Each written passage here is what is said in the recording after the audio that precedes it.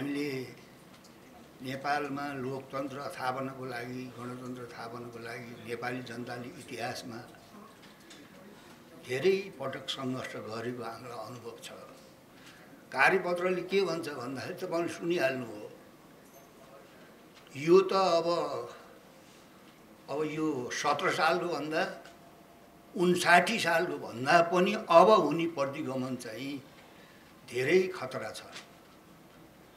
त्यति बेला तपाईँ चाहिँ नि अब लोकतन्त्र खतम पारेर राजाले आफ्नो चाहिँ फेरि पनि निरङ्कुश शासन स्थापना गरे। एकचोटि होइन दुवैचोटि। हामीलाई थाहा छ नि त्रिभुवन चाहिँ दिल्लीबाट आउने बेलामा दिल्लीमै उनले भएर आएका, म संवैधानिक हुनेछु, म संविधानभन्दा माथि हुने छैन दिल्ली नि भने या नि भने। तर यहाँ आइसकेपछि त उनी संवैधानिक भएर बस्न त छाँटै ल्याए नि। 9 सालमा संविधान सभाको चुनाव गर्ने भन्ने कुरा थियो, कसरी टारे? टङ्कप्रसादी प्रधानमन्त्री हुनुभयो, केआई सिंह हुनुभयो, उहाँहरूले संविधान सभाको कुरा गर्ने कुरै गर्नु भएन। किनभने संविधान सभाको कुरा गरेपछि राजतन्त्र जान्छ भन्ने कुरा बुझेका थिए। राजाहरूलाई पनि सल्लाह दिने अन्तर्राष्ट्रिय राष्ट्रिय विभिन्न खालका मान्छेहरू हुन्छन्।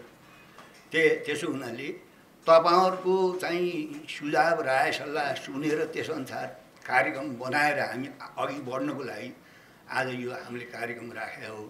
सबै क्षेत्रबाट हाम्रो निम्तालाई स्वीकार गरेर आउनुभयो र अहिले जति लामो कुरा गरे पनि तपाईँ चाहिँ नि अब मैले पनि सदनमा बारम्बार भन्ने गरेको छु। 79 सालको पहिलो संविधान त्यो चाहिँ संसदको पहिलो बैठकमा मैले ती सबै लोकतन्त्र गणतन्त्रवादी साथीहरूलाई संसारको जहाँ पनि तपाईँ चाहिँ सत्तामा शक्तिमा बसेर सत्ताको रजाइ गरिराखेकाहरूले त्यो आफ्नो सत्ता गएपछि त्यसलाई फिर्ता गर्नलाई त जहिले पनि कोसिस गर्छन्। हामीलाई संसारका धेरै इतिहासहरूको ज्ञान छ। फ्रान्समा के भयो, बेलायतमा के भयो, अरू ठाउँमा के भयो। त्यस कारणले त्यो उनीहरूको प्रयत्न छँदैछ।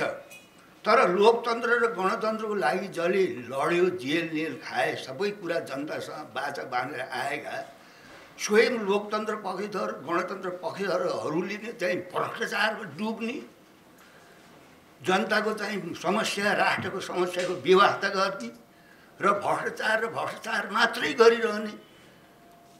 अब त्यो भएपछि त जनता त आजित छन्। अब अहिले त जनतासँग बाहिर भेट हुँदाखेरि के गर्यो तपाईँको गणतन्त्र, के गर्यो तपाईँको लोकतन्त्र? सारा नेताहरू कोही सुनचोर, कोही के चोर, कोही के चोर, सबै को छ चोखो? त्यसो हुनाले 100 राजा पाल्नुभन्दा एउटा त्यो 100 राजा पाल्नुभन्दा एउटा राजा भने त्यो व्यापक। फेरि जनताको के हुँदो रहेछ भने त चाहिँ एउटा हुइम आयो भने जनप्रियतावाद भनेर यो कार्यपत्र पनि आयो नि, एउटा हुइम आयो भने त्यो हुइमको पछाडि त्यो कुन्ने कुरा भइरहेको छ। जे भए पनि तपाईँको चाहिँ नि अब जनप्रियतावादले कति प्रभाव पारेको छ त्यो यहाँहरू मभन्दा धेरै जान्ने बुझ्ने अनुभवी साथीहरू हुनुहुन्छ, विद्वान साथीहरू। मैले लामो कुरा म गर्न चाहन्न।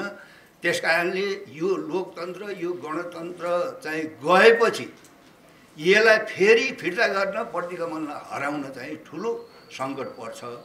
पहिले भन्दा पनि अझ राष्ट्रियता अझ गम्भीर रूपमा गएको छ।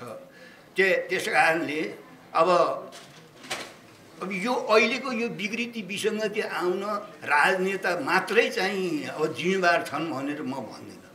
मैले पटक पटक चुनावमा पनि गएँ, हेरेँ, मैले संसदमा पनि मैले हेरिरहेको छु सबैलाई। अब धेरै थोरै सबैको चाहिँ त्यो यो गलत चाहिँ दिशातिर बाटो जानलाई अब राजनीतिक पार्टीहरू चाहिँ जनताका अगुवा गर्ने उनीहरू त जिम्मेवार छन्। प्रशासनमा बस्नेहरू र तपाईँ चाहिँ अब स्वयं जनताहरू अब तिनी चुनावबाट आएर यहाँ 5 वर्षसम्म चाहिँ भ्रष्टाचार गर्छन्, बदमासी गर्छन्, धेरै कुरा गर्छन्। उनीहरूले भ्रष्टाचार गरेर पैसा लगाएर फेरि चुनावमा गएर उनीहरूले बाँडे भने फेरि तिनीहरूलाई लाइसेन्स दिएर चाहिँ जनताले त्यही भ्रष्टाचार गर्ने ठाउँमा पठाएको अनुभव पनि छ हामीलाई। तपाईँहरूले सबैले अनुभव गर्नुभएको छ। अब यो पनि के हुँदो रहेछ भनेर भन्दाखेरि पार्टीको नीति कस्तो छ? जुन पार्टीका नेता कार्यकर्ताले चाहिँ राष्ट्र र जनताको सेवा बाहेक अरू दायाँ बायाँ गर्न मिल्दैन भन्ने पार्टीको नीति भयो भने पार्टीका नेताहरूले, सांसदहरूले, मन्त्रीहरूले त्यसो गर्न सक्दैन। हामी पनि त सांसद भयौँ नि त। राष्ट्रिय जनमोर्चाले 51 सालदेखि हामी सांसदै छौँ। मैले उपप्रधानमन्त्री भएर त्यहाँ देखेँ, लेखा समितिको सभापति भएर देखेँ। त्यो त ठाउँ ठाउँमा तपाईँको चाहिँ नि फाइदा उठाउने, धन कमाउने त्यो चाहिँ अवसर त पाइलेपछि आउँदो रहेछ त। सांसद भएपछि पनि, मन्त्री भएपछि नि, समितिका सभापतिहरू भएपछि नि। त्यस कारणले मलाई आफ्नो अनुभव के छ भने त्यो पार्टीको नीति के छ। आफ्ना नेता कार्यकर्ताले भ्रष्टाचार गर्दा, राष्ट्रघात गर्दा तपाईँको चाहिँ त्यो पार्टीले ती नेताहरूलाई, कार्यकर्ताहरूलाई कसरी चाहिँ डिल गर्छ, कसरी चाहिँ तिनीहरूलाई चाहिँ जोगाउँछ। त्यस कारणले अब जुनसुकै कारणले भए पनि अहिले जुन लोकतन्त्र गणतन्त्र धेरै अप्ठ्यारो छ। त्यस कारण चाहिँ लोकतन्त्रवादीहरूले, गणतन्त्रवादीहरूले भ्रष्टाचार गरे, राम्रो काम गरेनन्, जनता आतङ्कित छन्, जनताले पनि राजा खोजिरहेका छन् भन्ने हिसाबले हामी त्यसरी जान हुँदैन। हामीले यी नेताहरूलाई, यी जो चाहिँ भ्रष्टाचार गरे प्रशासन, यिनीहरूलाई चाहिँ हामीले चाहिँ कारबाही गर्न सक्छौँ, हटाउन सक्छौँ। राजतन्त्र स्थापना गरिसकेपछि 17 सालमा त यति धेरै भ्रष्टाचार भएको छैन नि। म यहीँ काठमाडौँ छु, त्यति बेला म आफै पनि वारेन्टेड थिएँ। काङ्ग्रेसको शासन कुशासन भनेर मैले विरोध गरेको कारणले विधेयक जबसँग ल भन्नुहोस्। अहिले जस्तो भ्रष्टाचार गरिसकेको थियो र त्यति बेला चाहिँ 17 सालमा त म 18 महिना सत्तामा बसेको थिएँ। उनीहरूले बुझ्नै काम बाँकी थियो। तैपनि त कति ठुलो चाहिँ महेन्द्रले के भने राष्ट्रियतामा आँच आयो, भ्रष्टाचार सबै भनेको थिए त। त्यस कारणले हामीले नेता चाहिँ बरु फेर्न सक्छौँ 5 वर्ष 4 वर्षमा। अब कुनै एउटा राज संस्था स्थापना भयो भने त हामीलाई त्यसलाई हटाउनु त लामो समय लाग्दो रहेछ त। 17 सालको प्रतिगमनलाई हामीले चाहिँ त्यसलाई सच्याउनुको लागि, त्यसलाई हराउनुको लागि त हामीलाई 30 वर्ष लड्नु पऱ्यो। ती सबै कुरा बिर्सी जेल नेल खाएका, दमन भोगेका ती सबै ती नेताहरू, कार्यकर्ताहरू, प्रशासनमा बस्नेहरू, जब नेताहरू प्रशासनमा बस्नेहरूको चिन्तन कमाउने र कमाउने मात्रै हुन्छ अनि चाहिँ मुलुकले यस्तो दुर्दशा हुन्छ। मैले त सदनमा देखिरहेको छु 56 देखि, क्याबिनेटमा पनि गएर मैले हेरेँ, समितिहरूमा पनि गएर हेरेँ। जब मानिसहरू, नेताहरू, कार्यकर्ताहरू उनीहरूको चिन्तन तपाईँको चाहिँ राष्ट्रको र जनताको चिन्ता भन्दा आफू कसरी बन्ने, आफूले कसरी स्वर्ने, अहिले भन्नु त दिनदिनै कस्तो खबरहरू आएको छ। यसले गर्दाखेरि जनतामा चाहिँ भो यो 100 राजा पाल्नु भने त्यो भनेको संहिताले भनेको यो भनेको के हो भने 100 राजा पाल्नु एउटै राजा त हामीले 240 वर्ष पालेकै त हो त। त्यस कारणले त्यो कसैका रिसले यो लोकतन्त्रै गणतन्त्रै सिद्ध्याउने खालको जुन खालको चाहिँ षड्यन्त्र भएको छ, यसमा नेपाली जनताहरूले चाहिँ फेरि पनि चनाखो हुनुपर्छ। अब यी जनताले चुनेर पठाएका नेताहरू, प्रशासनमा बसेका मान्छेहरू, उनीहरूलाई हामीले जसरी कारबाही गर्न सक्छौँ, हटाउन सक्छौँ, हराउन सक्छौँ, सिधै उनीहरूको भण्डाफोर गर्न सक्छौँ। यदि निरङ्कुश राजतन्त्र आएपछि त 30 वर्षको अनुभव थाहा छ नि। 59 सालमा तपाईँको चाहिँ फेरि नेपालका राजाहरू चाहिँ हामी संवैधानिक भएर बस्ने हो, हामीलाई शासनको मतलब जसरी त्यही भन्छन्। तर सत्तामा शक्ति आए भने त्रिभुवन संवैधानिक भएर बस्न स्वीकार गरे, महेन्द्रले स्वीकार गरे। ल भन्नु न, वीरेन्द्रले तपाईँको आफ्नो चलखेल चलिरहेको थियो। त्यस हुनाले स्वयं चाहिँ ज्ञानेन्द्र पनि संवैधानिक भएर बस्ने सत्तामा हो नि त। दाजुभाउजू मरेपछि पनि राजा भयो। के गरे 59 साल भन्नुहोस् त? सबभन्दा पहिले मिडियामै प्रहार गरे। त्यसो भएर सबै नेपाली जनताहरू, बुद्धिजीवीहरू, मिडियाहरू सबैले यो लोकतन्त्र, यो गणतन्त्र सिद्धिएपछि आउने चाहिँ राजतन्त्र निरङ्कुशै हुन्छ, जसले जे भने पनि। त्यसो भएर यसमा हामी चाहिँ सतर्क हुनु पऱ्यो, सजग हुनु पऱ्यो र तपाईँको चाहिँ यो गणतन्त्रको रक्षाको लागि, लोकतन्त्रको रक्षाको लागि फेरि पनि हामी जसरी चाहिँ 46 सालमा 35-36 सालको आन्दोलनमा 61-62को आन्दोलनमा हाम्रा पार्टीहरूको बिचमा जतिसुकै मतभेद भयो भने अहिले जे गरे पनि त चाहिँ लोकतन्त्र गणतन्त्रको लागि त हामी त एक ठाउँ भएको स्थिति हो नि, हाम्रो इतिहास हो नि। फेरि पनि नेपालको लोकतान्त्रिक इतिहास, गणतन्त्रिक इतिहासले त्यही माग गरेको छ, त्यही माग गरेछ। अहिले पनि संसार चाहिँ भयावह चाहिँ कुचक्रमा फसिरहेको छ। अघोषित रूपमा तेस्रो विश्वयुद्ध भइरहेको छ। पहिलो र दोस्रो विश्वयुद्ध एउटा राष्ट्र यतातिर अर्को राष्ट्र उतातिर भनेर तपाईँ चाहिँ घोषणा गर्थे, भनेर चल्थ्यो। अहिले नभनिकन तपाईँ चाहिँ नि विश्वयुद्धै तपाईँ चाहिँ नि अघोषित रूपमा चलिरहेछ। शक्ति राष्ट्रहरूले मनपरी गरिरहेछन्, हजारौँ लाखौँ मान्छेहरू चाहिँ मरिरहेछन्। त्यसो हुनाले त्यो अन्तर्राष्ट्रिय स्थिति चाहिँ छँदै छ। अब हाम्रो राष्ट्रिय स्थिति अहिले धेरै गम्भीर छ। यसमा चाहिँ हामी फेरि पनि इतिहासबाट हामीले सम्झौँ, पाठ सिकौँ। हाम्रा बिचमा भएका मतभेदहरू हामीले लोकतन्त्र छ र न भन्न सक्छौँ। मैले रोक्टमैबाट भन्छु, कतिपय नेताहरू तपाईँहरूले सुन्नुभएको छ नि।